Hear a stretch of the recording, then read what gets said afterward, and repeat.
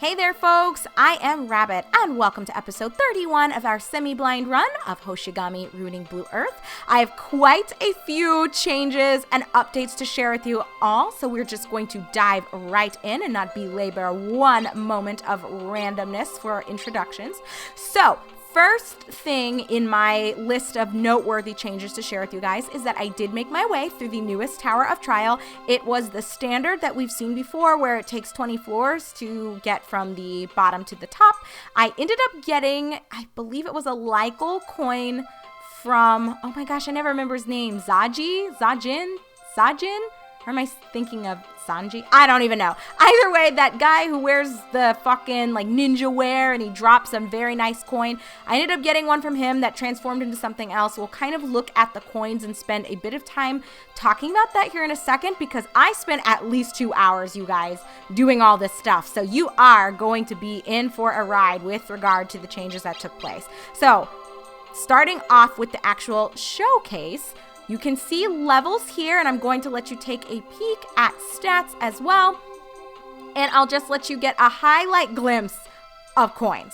We'll, again, look at the specifics of some of these in a second because I guess I can just go ahead and tell you, spoiler alert, I unlocked a lot of the level 4 coins for things. So I'm hoping that some of our opponents that we run into will be able to show you guys what the level 3s looked like, because I did have some while I was making my way through the Tower of Trial, but you know what? We're at the point where we can actually buy certain seals, which has made some of the engraving process a lot easier. Like before, you could only really unlock the level 1 seals through the coin shop, but you can now purchase the level 1 as well as the level 4 seals. So that might sound insignificant to those of you who haven't been derping around with the coins and the engraving process in general. However, it is significant in that for the elemental coins anyway, a really big way to sort of power them up initially, at least in terms of their MCP and the potency,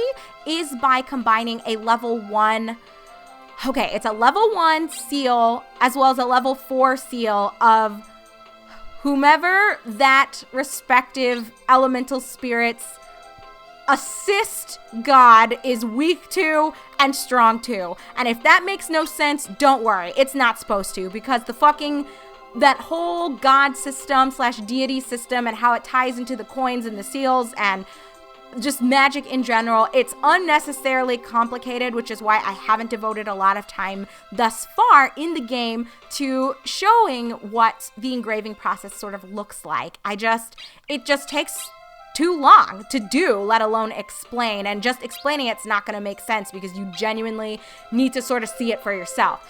So I just want to throw it out there for those of you who have kind of been doing some engraving on your own as you've been following along. That is unlocked in this chapter. You can buy the level 1s and the level 4 seals. So powering stuff up is quite a bit easier than it was prior to this point in the game. So I just want to show you the level 4 fire coin find is called Gren. I've got 2 of them, as you can see there. You already actually saw what everyone's got, so I'll just kind of go through what's in here. So I've got Gain, which is the level 4 Earth coin find, and you guys should get to see these in, well, I guess our next battle, whenever that is. Balunga as well, level 4 Explosion coin find. I've got 2 Blias, level 4 Water coin find. I do not anymore have any of Gote's coins, and the reason for that was I did a little bit of housekeeping with the coins that I had. You know how at the very beginning I told you guys that some people like to argue that it's not worth it to power up the first couple of coins you come across, whether you're buying them or getting them via sessions in early chapters, just because they have a cap on them and they can only reach a certain level of potency and power. More specifically, I think it comes down to the MCP. So I guess a way to showcase this easily is taking a look at our Grens here. So as you can see, the Gren that is on, who's this on, Metalev? Yes, the Gren that's on Metalev, the MCP is 140, and that is its cap. Or at least as far as I've encountered, maybe if there's like a level 5 fire coin, that cap might raise a little bit, but let's just talk about the specifics of this level 4.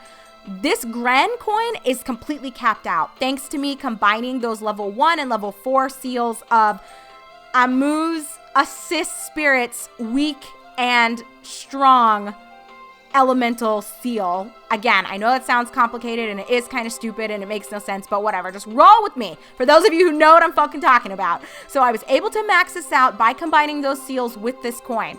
I did the same thing with the Gren that Faz has, but as you can see, the MCP is the difference here. So you're probably wondering, well, like, what separates Metalev's Gren coin from Faz's Gren coin outside of just seeing that numerical difference? It's the fact that this Gren coin is just inherently weaker and lower quality. So that is why its MCP cannot reach the 140 that we're seeing on Metalev's. So I just wanted to bring that back full circle because I'm sure that was confusing to some of you when I talked about that before, that I think it's worth it at least to a certain point to get your coins somewhat strong. Like, no, I never really maxed out anything prior to now, but I did get them powerful enough to where we could wave clear a little bit easier. I still stand by that and would recommend you do that as well, but it's up to you. So this is kind of the difference that you're seeing here, and some people would say you gotta wait until you're getting nicer coins that just have better inherent value before you worry too much about putting stuff into it. So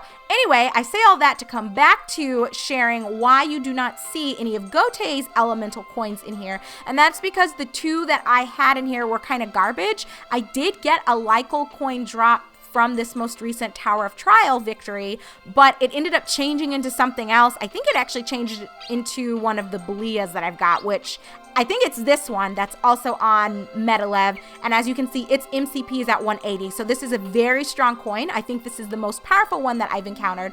And I might, if I'm feeling a little sadistic, go back through this most recent Tower of Trial on my own time, starting at floor 15. Just do the 4 bullshit floors and try to get another coin drop off Zaji or Saji or whatever the fuck his name is. Anyway, moving along, we've got Zeno.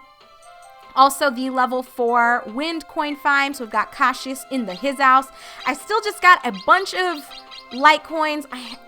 I haven't really been in the position to tap into these quite yet. Merging or sealing and engraving the light coins and the dark coins, they're totally different from the elemental coins because they're broken into different categories. So there's like status relief coins versus, I guess, status wheeling or status dealing coins. And there's like 2 categories of the light coins and then like 3 or 4 of the dark coins. So it's a fucking pain in the ass and ain't nobody got time for that outside of just getting the cures. And at some point we should be seeing the level 3 cure coins. I actually think I saw one when I was going through the Tower of Trial. I believe it's called Cure Zoo. I'm 99% sure that is the case. It was on like floor 19, I believe. And yeah, I just didn't get it. So that's why it's not in here. So we're going to eventually be unlocking those, I think, just by getting drops. I don't have the proper seals to appropriately, I guess, engrave or seal these up, level them up, if you will, on my own. So I'm not going to worry too much about it quite yet. So you can see here, I have quite a few dark coins than I had previously.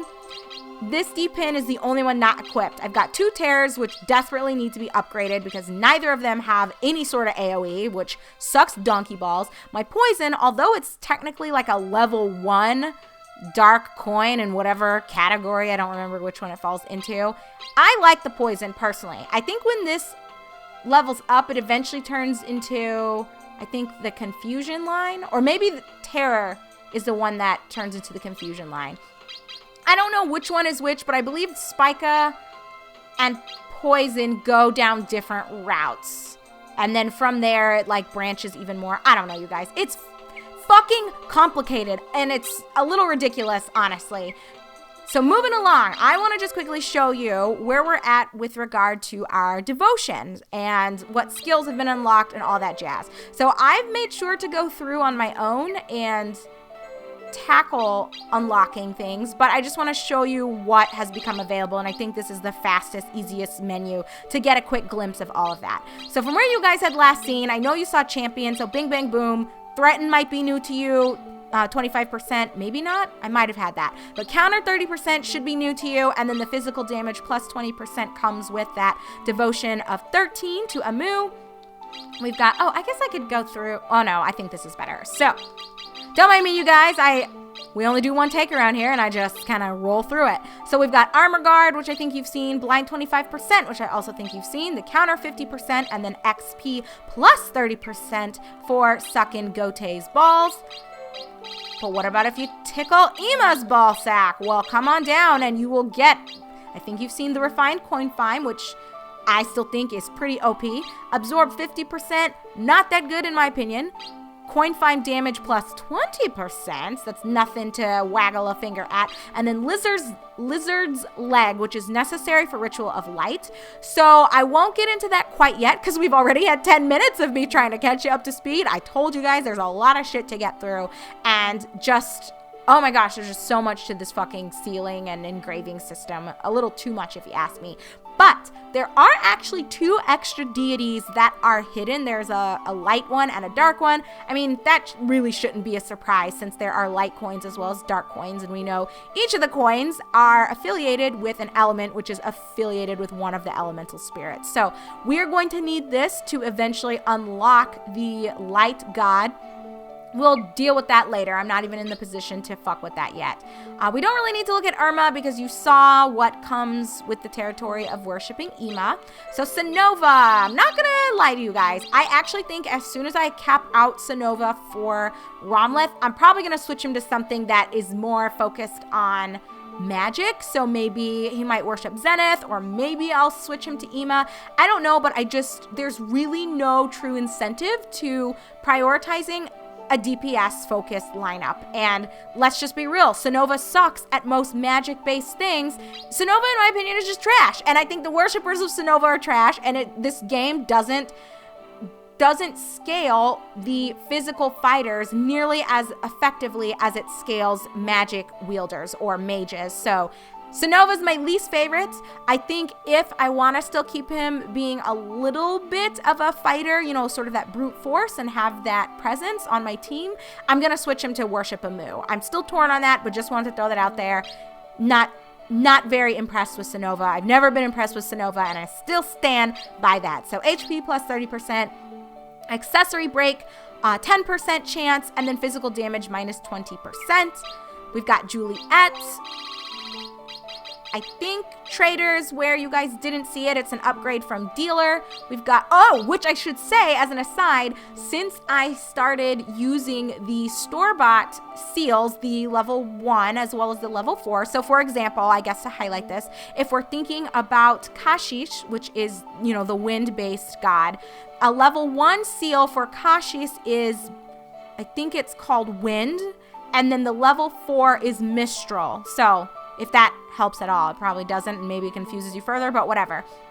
So that gets pretty expensive, and for the very first time since we started this game, I actually don't have an excessive amount of money. So I think if you are going to be doing any grinding in the Tower of Trial, it might be worth it to have somebody just go ahead and have Trader on, even if when you're progressing through the story itself, you want to take it off to optimize either luck or, I don't know, status effects. So we've got Charm 25% and then Luck 30%. And then last, but certainly not least, we've got Sulfados, a follower of Kashi's. And yeah, I have no idea what's up with this, to be honest. I need to even go and check if this is equipable or if it's just an effect.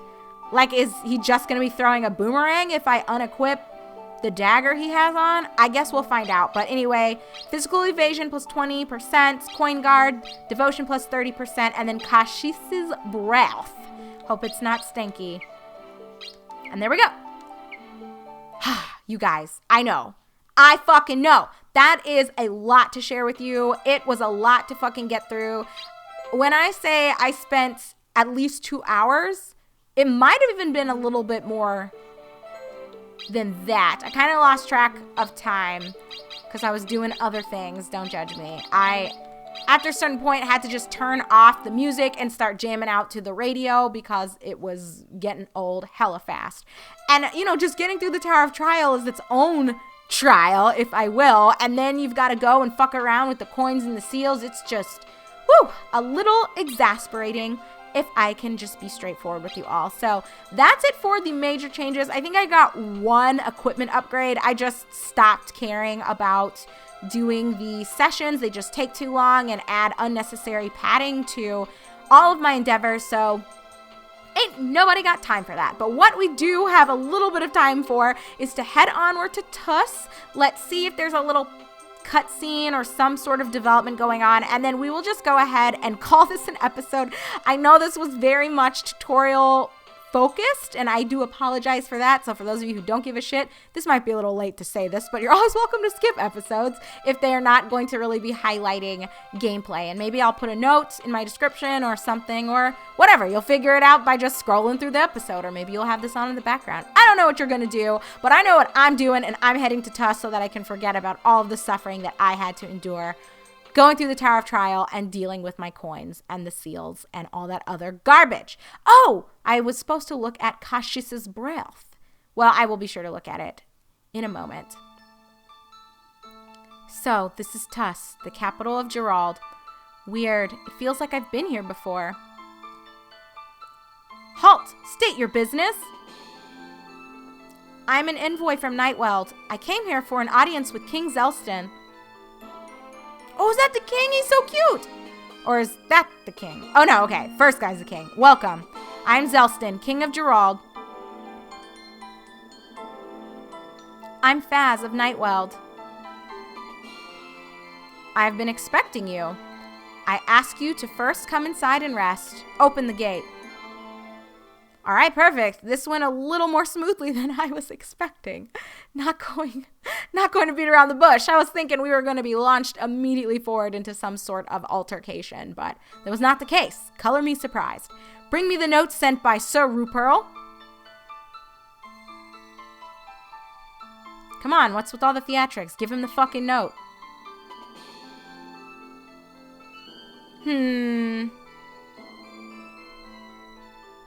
Oh, Luke! I always thought Luke was such a cute name, and his sprite is adorable. What is it, Your Majesty?